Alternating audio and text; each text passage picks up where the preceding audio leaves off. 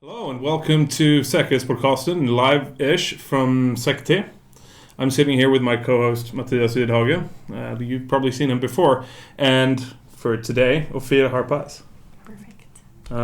Very happy to have you. You're the first speaker during the Säkerhet Community Nights. True. Do you want to tell us just a little bit about where you come from, where you work, what you're doing here? So I'm based in Tel Aviv in Israel, and I work in IBM security, actually in a company named Ophir, which was acquired by IBM a couple of years ago.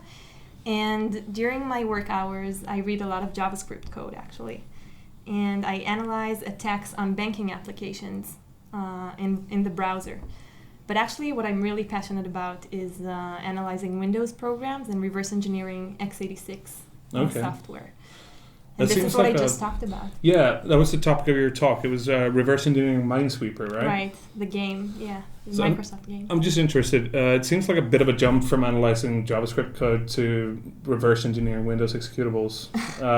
How come your passion lies with the latter? So I started doing it about a year ago, reverse engineering, and I started with exercises online and Crack Me and stuff like that.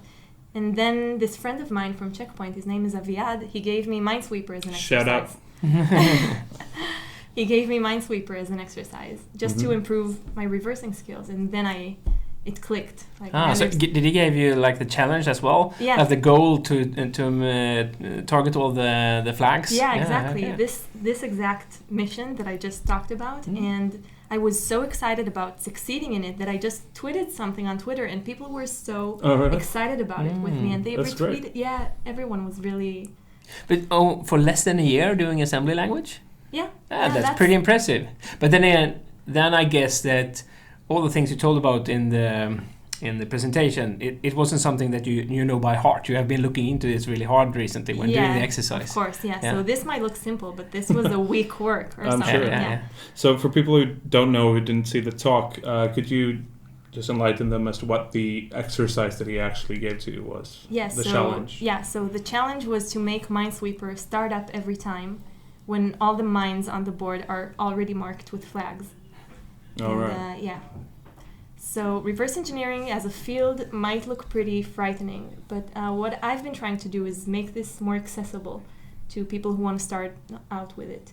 And I built an online workshop called begin.re, and actually part of it is hacking Minesweeper, just what I showed here, so people can just review it once again, and it's very detailed. And well, it looked like a great exercise. I wouldn't have thought of that specific challenge, but watching you actually run through it, it seems like a really good sort of beginner entry level. I can give you another one. Yes, please. So try changing the timer to go faster. You know, the timer that starts running when you start the game. Try to make it run faster or slower. Whatever. Challenge accepted.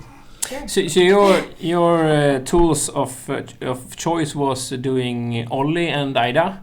Are they still available for free? I know Ollie is, but how about IDA? Is it still available for free? Ollie is available free, but is not maintained, so it's not updated anymore. Most people, I think, use WinDebug. And IDA has a free version, but it also has a very strict licensing system. So but for private individuals to learn, that would be a problem, I guess. But it's not necessary for private people to learn. I mean, the free version is completely enough. That was what I meant. Yeah, cool. I'm sure I've seen a few new disassemblers as well on the market. There's Radare. Yes, exactly. Yeah. That's cool. I was actually going to ask you about what are some tools, maybe other than OllyDebug and IDA, that you would recommend. Or is that basically where you're at? That's basically where I'm at. Right. I'm actually a beginner reverse engineering, a reverse engineer, and this is what I use now. But my next challenge is to this learn is amazing. WinDebug. Coming to a Swedish conference and speaking about reverse engineering when you're a beginner. That's great, I think. Yeah, it is great. I'm still shocked about it myself, actually. I'm like, why did they accept me? I'm such a beginner. It was a great talk. Yeah, actually, it was really good beginner's level introduction to the subject. I think it was really easy to understand your presentation as well. Really and easy. I think it's very suitable to community night, right? Yeah. I mean, this event is It definitely so is, nice for beginners. I really like the concept. And even though I have used Ollie and IDA previously, I really got sort of, I want to do this again. It was too long ago. But I think that was the thing that was really good about your talk. You make it feel accessible, not dumbed down, but easy to get into. Like you don't have to know all the nitty gritty and ins and outs of assembly to start. Then my mission is accomplished, according to what you're saying. Yeah. So what's the plan now? How will you get this to be your full day working experience then?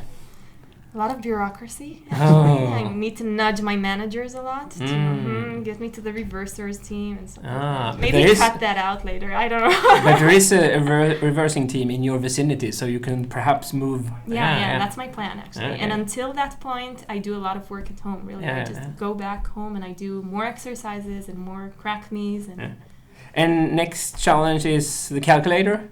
Yeah. Everybody knows that's how you really hack a system, right? You pop the calculator. You can pop calc, you're done, basically. But I want to pop a hacked calculator. I want to make it behave differently. You don't only want to own the box, but you actually want to edit and patch the calc.exe. All right, that's great. That's some lead skills. Oh, man. That's some next level shit. So you mentioned that you started an online workshop. Can you give us the URL for that again? The URL? Yep. It's begin.re. Okay, so everyone go to begin.re. Thank you. And are there any other online resources that you would recommend to someone looking to get into reverse engineering? So there's a great book by Denis Yurichev, Reverse Engineering for Beginners. It's very heavy, but whoever wants to get into this field should probably read it. There's a couple of chapters in practical malware analysis, which I read and I can recommend from my own perspective, which are great. There's a practical reverse engineering book, and then there's my workshop, which is pretty one of a kind because there isn't a friendly resource for reverse engineering. It's perceived as a very inaccessible thing to do, you know? So, yeah, you go somewhere and they throw assembly language at you and you get a nosebleed. Yeah. I thought there was a lot of magicians in funny hats and stuff like that. Yeah, you know, they did put on your wizard's cape in your dungeon. But basically these books and just doing it a lot. So where do you typically go to find good crack me's and stuff like that, like challenges? Oh, there are many actually. There are what I currently do is called reversing.kr. It's something that my colleague found and we're doing it as part of work actually. Very nice challenges. And what else? There is some security newsletter in Israel called Digital Whisper, and they publish challenges from time to time. So that's great. Yeah. And I would say CTFs as well. Usually have reverse engineering challenges. Perhaps not the easiest way to start out, though. Maybe not, but a lot of CTFs have challenges running from 100 to 500 points. Yeah. And you can always find write-ups later on or go through old CTFs as well. Yeah, true. Cool. Do you have anything to add, Matthias? No. Otherwise, for Säkerhet and Säkerhetspodcasten, that was a great talk by you, Ophir. Thank you very much. I enjoyed it a lot. Thank you so much for joining us. Thank you for having me. And we'll see you again soon.